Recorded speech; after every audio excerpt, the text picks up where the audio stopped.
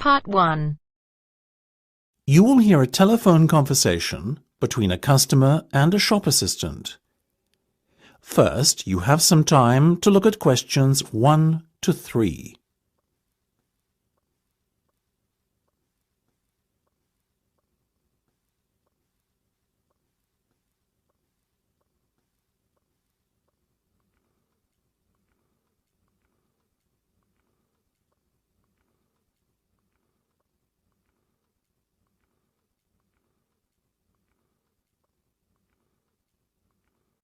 You should answer the questions as you listen, because you will not hear the recording a second time. Listen carefully and answer questions 1 to 3. Good morning, Jenny's Suit Rental. Jenny speaking. How may I be of service? Hi there. My name is Max Jones. That's Jones.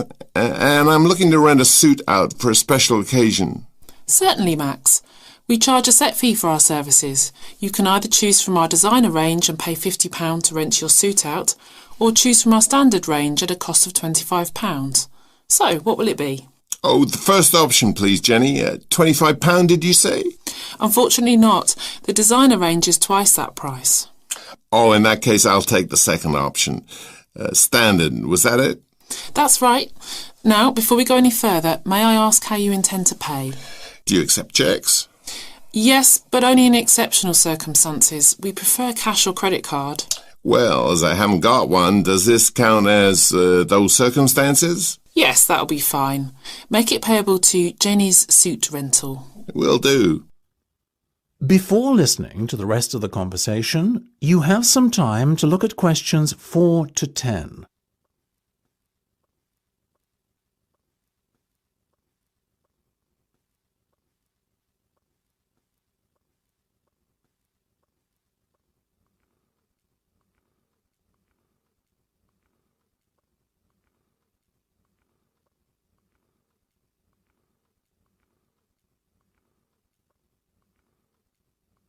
Now listen and answer questions 4 to 10. Now, Max, can I take your measurements, please, and a few details about what sort of suit you have in mind? Certainly. Let's start with the trousers then, shall we? What is your waist size and leg length? I used to be 32 waist, you know, but these days it's more like 36. Too many cream pies. I've been there. And about the leg, 34? I wish. I'm afraid I'm somewhat lacking in the height department. Not even a 32. 30, I'm afraid. Never mind. As for the colour, could you do a dark grey suit? In fact, we have a very smart one of those in just your size. You're in luck. Now, what about shoes? Same colour? No, I think I prefer something darker. OK, let's go with traditional black then, shall we? What about size? I'm a size 45. By my calculations, that's 10 in our sizes. And style? What have you got? We do suede, nubuck and traditional leather. Definitely the last one. Very well. And will you be wanting a necktie? Do you do bow ties? Of course. I'll put one of those down in your order. Dark grey, I presume? Perfect. To match the suit. I think I fancy a light blue shirt, by the way. Might I recommend a green?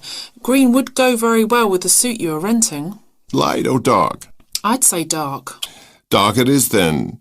My neck size is 17 and a half. Hard to believe that a little over a year ago I could fit into a 15, isn't it? Those cream pies again, right? You got it.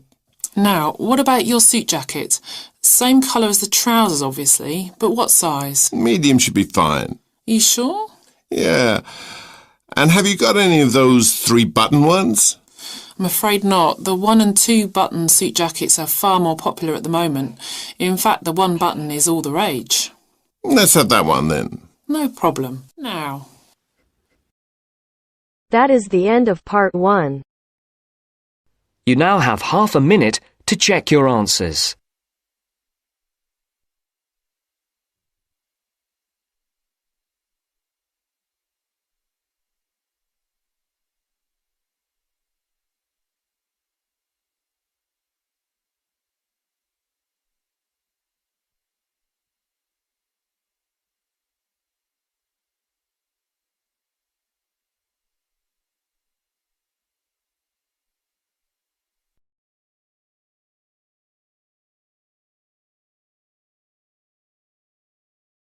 Now turns to Part 2.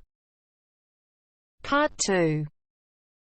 First, you have some time to look at questions 11 to 16.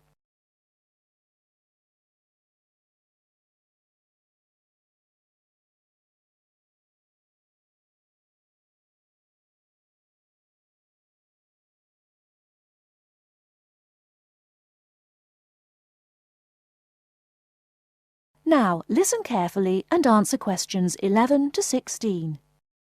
I'm here today with Helen Warner, who has been a vegetarian for many years and is going to talk a little about vegetarianism. Helen, the concept of vegetarianism seems to have interested a number of our listeners, who have sent in some questions. To begin, what made you want to become a vegetarian? Well, when I was 16, I had friends who were vegetarian and they introduced me to the idea. My parents were typical of their generation and ate meat at least 3 or 4 times a week, so I didn't really think about it too much until a few years later.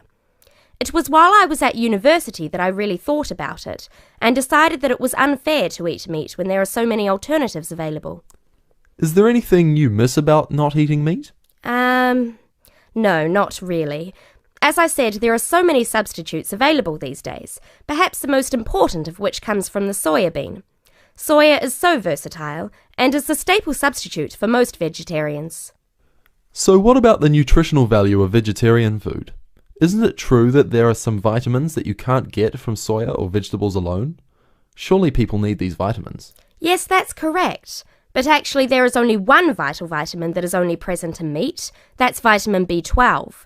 Most vegetarians are aware of the implication of this and actually take B12 supplement in the form of tablets. Of course, the way you cook vegetables is also very important in preserving vitamins. Many countries, particularly the UK, have a reputation for overcooking vegetables. Water-soluble vitamins, where the vitamins are dissolved into the water, are often lost. Vitamin C is a common example. However, the loss of vitamins can be avoided by microwaving or steaming vegetables, which is what I do whenever I cook. Some people don't want to change their cooking habits too much, so if you do boil them, simply cut down on the cooking time. So a vegetarian diet is fairly healthy then? Oh yes. A lot of people believe that vegetarianism is unhealthy, but that's actually not the case. Vegetarians are actually considerably healthier than many meat eaters. Consider for a minute the health aspects of the incredible amount of meat this country and others like it consume. The statistics for beef eating, for example, are quite frightening. The world figure for beef consumption is slightly less than 11 kilograms per person each year. Yet in Europe, the average consumption is nearly double that at 21 kilos per person. And in the USA, it is even worse, with the average person eating 44 kilograms of beef every year.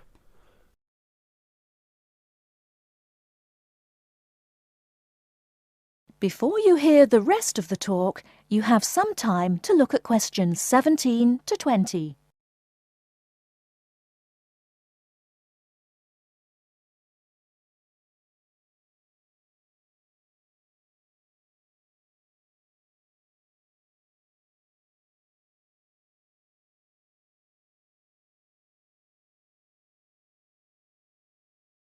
Now listen and answer questions 17 to 20.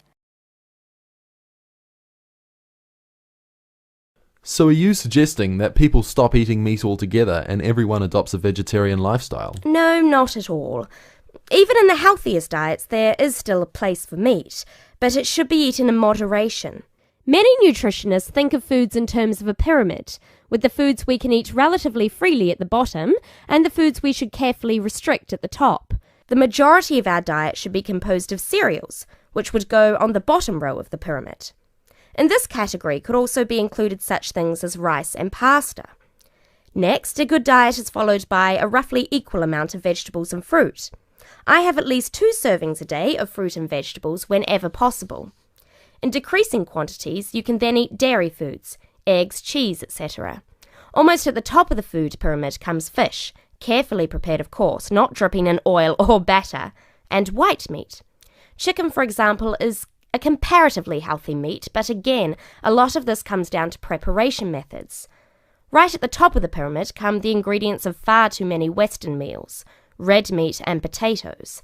It is particularly in that area that I would suggest moderation. Well, thank you very much, Helen. I'm sure that a lot of listeners are interested in your views. How could they find out more about the health benefits of vegetarian options? Well, there are lots of websites and books on healthy eating and vegetarianism, but it is always important to remember to consult your doctor before making any radical changes to your diet or lifestyle.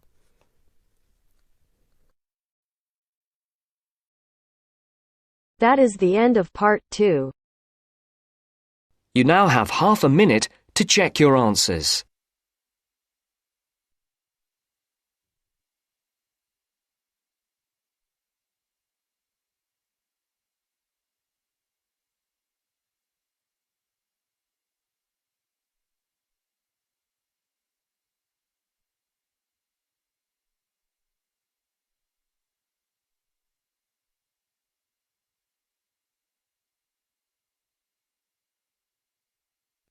Now turns to part 3.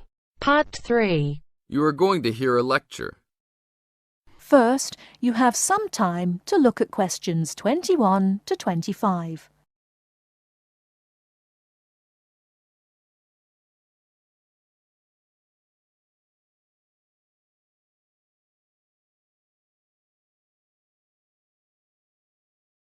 Now listen carefully and answer questions 21 to 25. London being settled by the Romans explains their lust for blood. By about AD 200, the administration of Britain was divided in two. York became the capital of Britannia Inferior and London of Britannia Superior. Around the same time, the city also acquired its famous walls, probably about 20 foot high. Why did they build such high walls? It was a protective measure which may have been due to civil war, initiated when Governor Claudius Albinus tried to claim the imperial crown in Rome. Was paganism still predominant then? Yes, but Christianity appears to have reached the province at an early date, and only a year after the religion became officially tolerated in the empire, London had its own bishop, Restitutus, who is known to have attended the Imperial Council of Arles. You really delve deep. I think you'll do well on your tutorial paper. It's a great pleasure to welcome back Ms. Mary Kirk, who is a professional health advisor and physical education officer. Thank you, Peter, for the introduction. It's a pleasure to be back. Today we're going to discuss the benefits of exercise. University life is hectic and stressful. It also involves a lot of sedentary work, that is, sitting for many hours at a time. What I'd like to focus on is how to approach exercise, not only from the aspect of health benefits, but also as a form of stress relief. I know it's hard to organise your time around studies and socialising, but you can socialise while exercising. If you have an hour free in the morning, afternoon or evening, it would be a good idea to get together with your friends and create a sports team. Before you hear the rest of the talk, you have some time to look at questions 26 to 30.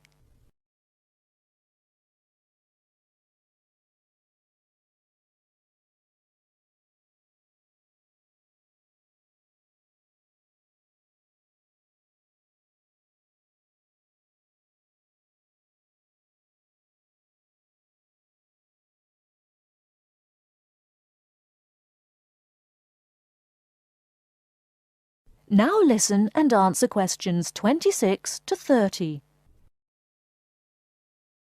The grounds of the university are ample enough to support every student's need to become active. There are also readily available facilities at your disposal, such as a football field, tennis and badminton courts. There's also a swimming centre, and within that building is a gymnasium, with a variety of programs such as aerobics and weight training. If the idea of attending one of these facilities seems daunting, then you can walk along the river. Oh, and that reminds me, the university also offers rowing. If there is a sport that you're interested in that's not on offer, You can approach either your student union representative or speak with Sports Administration Manager, Mr. Lawrence Cavendish. Now, I want to talk about why exercise is beneficial, physically and emotionally. The obvious results are physical. You can keep fit by using muscles that ordinarily don't get used in the classroom. The health benefits are astronomical. You'll live longer, be happier, and look good. By building muscle, you strengthen your bones, a definite advantage for women in their later stages of life, as women are prone to osteoporosis. It also strengthens your heart. Yes, don't forget your heart is a muscle, and the more exercise you do and the harder you work, the more blood is pumped from your heart to your brain. Now this brings me to the psychological advantages of exercise. When we are active, endorphins are released into our brain. An endorphin is a chemical that is released when your heart rate is pumping beyond its normal capacity. It's the same as adrenaline. You can actually feel when endorphins kick in. You feel a rush, almost a high. The benefits of this are numerous. Your brain works at peak capacity for a longer period of time. Your awareness is maximised, and the fatigue you usually feel at 4 o'clock in the afternoon will be non-existent. In one word, exercise makes you sharp. Now, I'm not saying that you should overdo exercise, because too much of anything can be dangerous. But if you think about your daily routine, you spend about 6 hours a day in lectures and another 2 or more hours studying. That's a long time to be sitting. And that is a long time for your body not to be moving around. So try and find at least 1 hour a day to get some exercise. If you can't fit in 1 hour a day, try 1 hour every second day or half an hour a day. You will see rewards instantly. You'll feel great and look great. This I can promise you. That is the end of part 3. You now have half a minute to check your answers.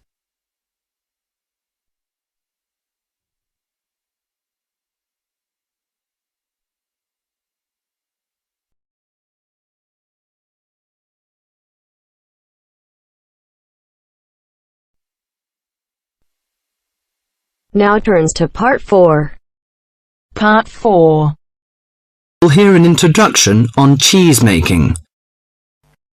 First, you have some time to look at questions 31 to 40.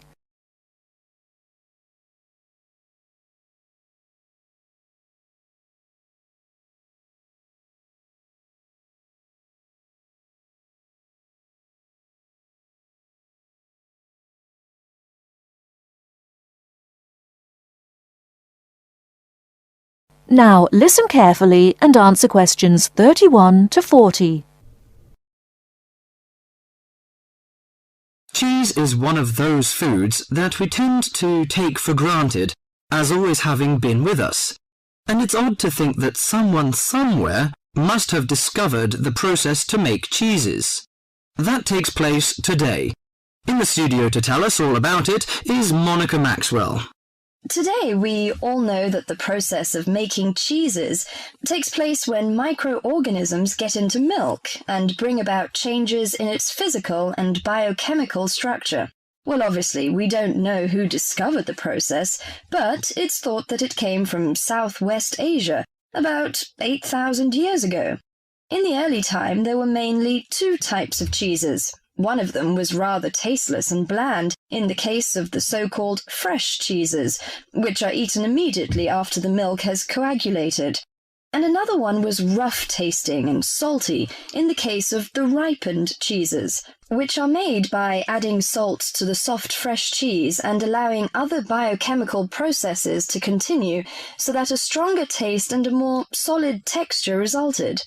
The ancient Romans changed all that.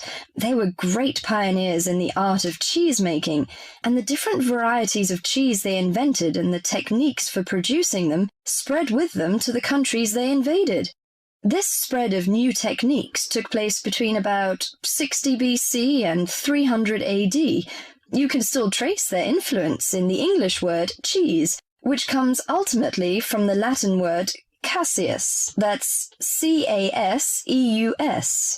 At this stage in history, people weren't aware in a scientific way of the role of different microorganisms and enzymes in producing different types of cheese, but they knew from experience that cheese's tastes were relevant to something.